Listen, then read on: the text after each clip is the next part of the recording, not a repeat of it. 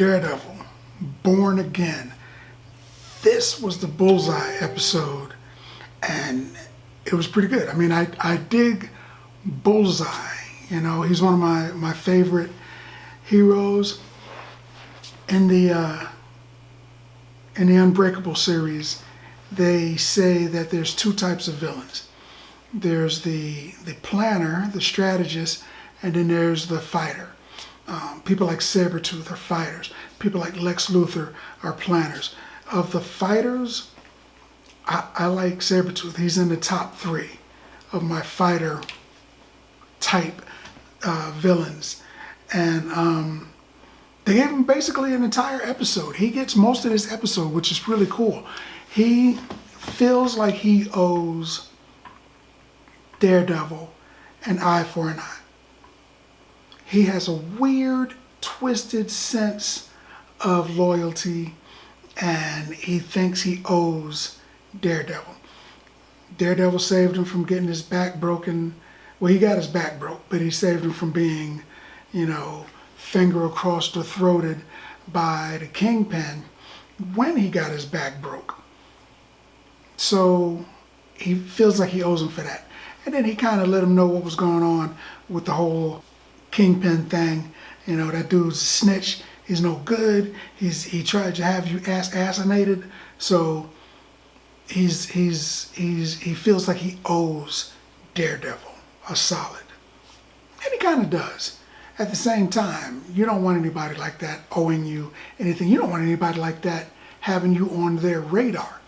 But he feels like he owes him, so he's been doing things like hunting the AVTF, the Anti-Vigilante Task Force, who in this show is very similar to the task force that is currently roaming the streets.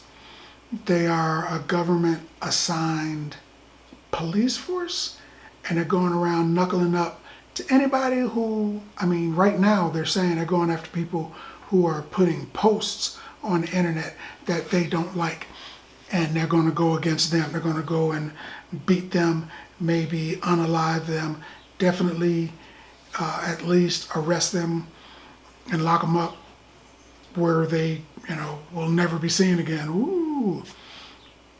So he tricks them. He calls them and tells them that the Punisher is in this restaurant. And then he orders a milkshake and he hangs out and he waits. And when they show up, there's like 11 of them, well armed. And when they notice him, they're all pointing guns at him. But it's Bullseye, baby. You can't just point your gun at him and think that you got him. So he slaughters all of them. And the funny thing about that scene was there's a dude with a dog inside the restaurant. People feel different ways about that. Bullseye definitely told him that he's not allowed to do that. And they was like, don't kill me. And then he says, don't worry, I'm one of the good guys. In his mind, he thinks he's good now because he's doing what he thinks is a good deed. He's insane and twisted. And this is how his mind works. But even those people who are around him that he considers friends are in danger. In the building he lives in, there's a little old lady that he helps. He feeds her cat or dog or whatever that little animal was. He does these things for her. He's nice to her, helps her take out the trash, gives some change to the man outside, begging for change. But as soon as he needed it, he put a gun to her head and was going to, eliminate her, really just for a distraction. The way things work in his mind are, to coin a phrase, diabolical. And I dig it. The group, the soon-to-be Defenders, get some information about the Kingpin, and they give that information to a person to give it to BB. Unfortunately, she's caught. Daniel, the Kingpin's assistant, sees it, and he even motions. He's like he's like, I saw that, right?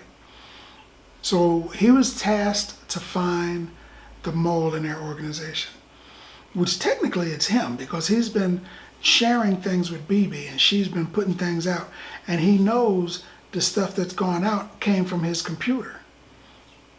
So he knows right now it's BB, but he hasn't told yet because I think he has romantic feelings for her, so he hasn't told on her. But the Kingpin knows there's a mole, and the Kingpin knows, and Buck know that they told Daniel to find her. So I think that they think Daniel knows something, and that fool ain't saying anything. So right now he's in danger. So I'm wondering, is he going to just allow them to wipe him out, rub him out, bump him off, have him sleeping with the fishes, whatever mafia term they're going to use, they're going to do that.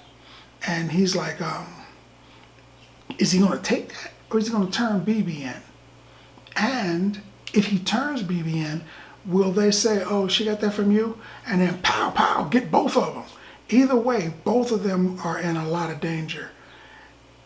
He's probably going to have to turn good guy and start helping the good guys so that he doesn't get slaughtered. But it's the Kingpin. He never really goes to jail. So he's going to eventually kill Daniel and probably BB because the information is available. It's out there. Last episode, Daredevil released the swordsman. And the swordsman helped him. So he asked him, dude, we could use your help. And the swordsman declines. He doesn't want to be a part of their superhero team. So he's like, nah, right now you're a symbol, you got it, you can handle it, you do it. I'm not going to be a part of this.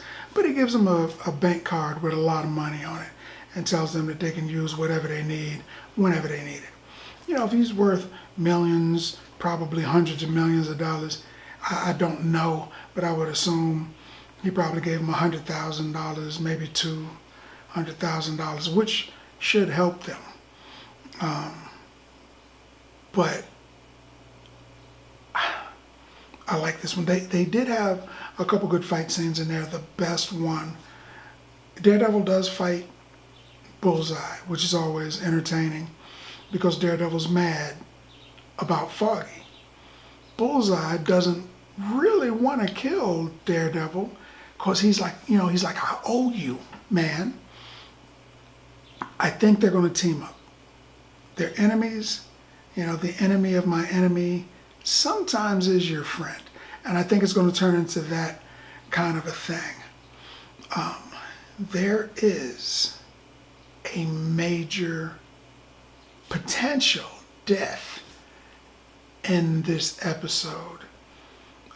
It's a death that happens in the comics, but it happens in the show. I'm pretty sure this person has been unalived, but we can't know for sure, but if you see it, you'll probably say, oh yeah, they're not coming back. I think someone has died. They show it looks like they're dead, so probably, but it's a comic book movie, everybody comes back. But that will definitely turn up the heat on this show. And I'm thinking that that's what's going to happen. There's no superheroes. They need more people. The little girl, I forget her name, Maya, has gotten the amulet from her uncle, so now she's got the power of the White Tiger. They haven't really showed it. They kind of suggested she's got power, but they haven't really shown it yet. But she's hanging around. Jessica Jones is supposed to show up, man. She's got to be in the next episode. I was thinking she was going to be at the end of this episode, but I'm assuming she's going to be in the next episode. I don't know, but we're going to find out. But I would give Daredevil Born Again Season 2 so far, because of this episode, 9 bags of popcorn. 9 bags of popcorn. Because that's what I think. But more importantly, what do you think? Now that you had a chance to look at the video, let's talk about it some more in the comments. And as always, if you like the video, if you like the content, subscribe. And then like.